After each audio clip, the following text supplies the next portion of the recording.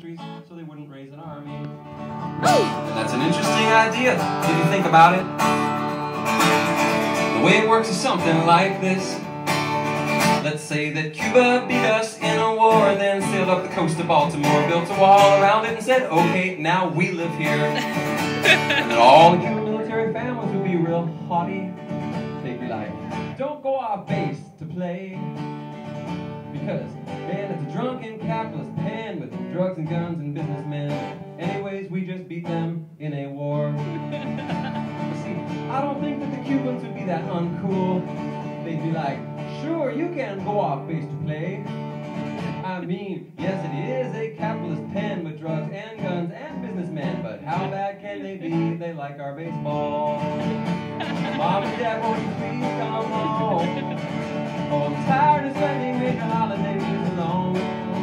No, my goodness, you've been there 16 years. The relatives think you disappeared. Mom and Dad, won't you please come home? So in that way, Germany became a pawn, a battlefield for the superpowers to wage Cold War upon. And in 1961, when Khrushchev put up his concrete wall between the Germanys, only one side got graffitied. In the East, it was illegal to have opinions, not to mention drive ecologically correct cars, or have spray paint for that matter. In the 28 years that wall survived, hundreds and hundreds of people died just trying to get across to see their families. That's why, Mom and Dad, won't you please come home? Oh, I'm tired of spending major holidays alone.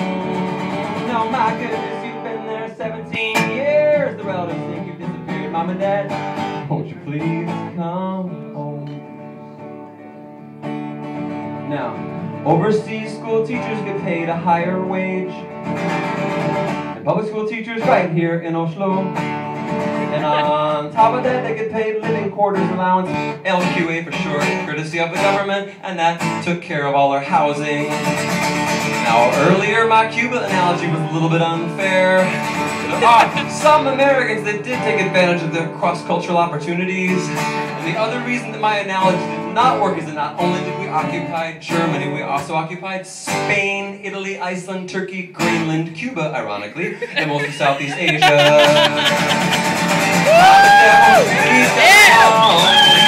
I'm tired of spending major holidays alone. Oh my goodness, you've been there 18 years. Well, this thing you disappeared, Mom and Dad. Won't you please come home?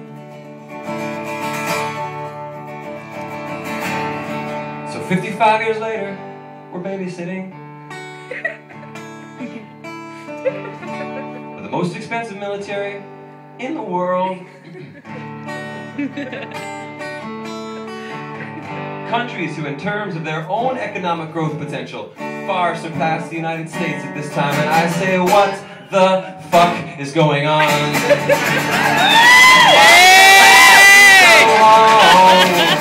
Oh, I'm tired of spending major holidays alone.